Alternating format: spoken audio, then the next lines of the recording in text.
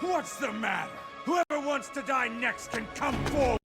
Then the true king of Britannia will take your life himself.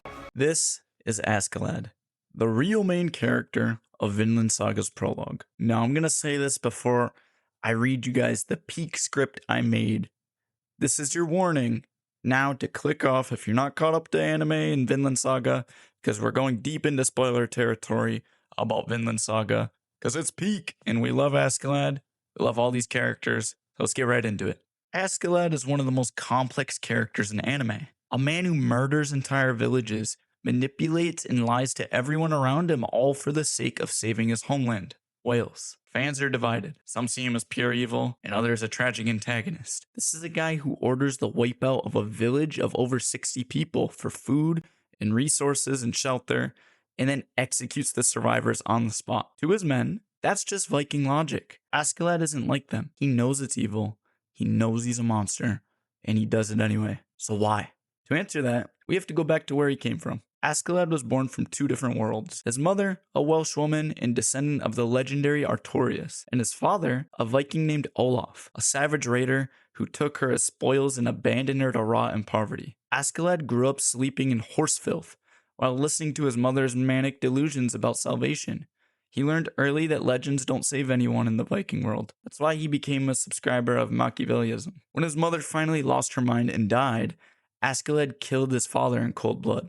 He left home consumed by hatred for his father, hatred for Vikings, hatred for the entire violent world he was born into, and most of all, hatred for himself. And that's the cruel irony of his life. He became the very thing he hated. He joined the Vikings, raided with them, lived among them, all while dreaming of one day protecting his home country of Wales from wars that involved all these Danes. He told himself he was using them to achieve a noble end, but his hatred made that goal impossible, because you can't save people while being driven by the same hate that destroys them. However, everything changes when he meets Thors, the Troll of Yam. Thors was set up to be killed. Askeladd leads the ambush, but what happens instead shocks him. Thors defeats everyone without killing a single man. For Askeladd, that's unthinkable. All his life, he believed mercy was weakness. Yet here's a man stronger than anyone he's ever seen, and he kills no one. When Thors sacrifices himself to save his son Thorfinn, Askeladd doesn't laugh. All his other crew members are all laughing at Thorfinn, and here he is, silence. He sees something that he's never seen before, strength without hate. And maybe for a moment, he envies it.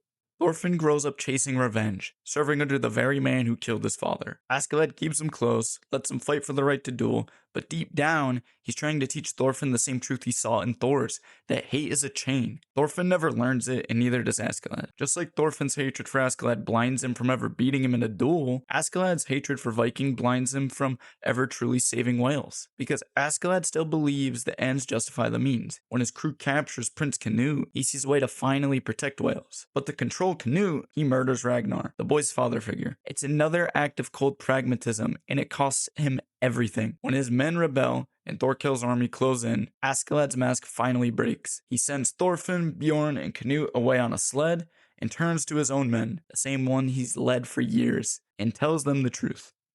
He's always hated them. Every single one of them. And for the first time, Askeladd stops pretending. He knows his story could end here, and he's betting everything on Canute. This of course changes due to Canute's awakening in the snow, which was inherently caused by Askeladd's actions.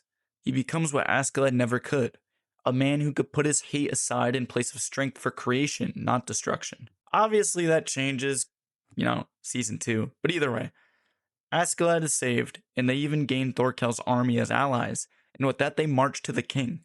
When they finally reach the throne room, Askeladd faces King Sweyn, or King Warts, whatever you want to call him, the man responsible for Wales' suffering. The king gives him a choice. You can either save Wales or save Canute.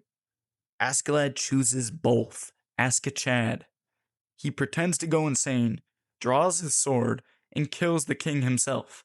He unleashes all his hatred in one final, perfect deception, a calculated madness that frees Wales and crowns Canute the king. In that single moment, Askeladd becomes everything his mother dreamed of: a protector, a savior, and a legend born from blood. He dies as Thorfinn screams in disbelief, but Askeladd isn't angry. he's relieved, because unlike Thorfinn, he's finally broken free from hate.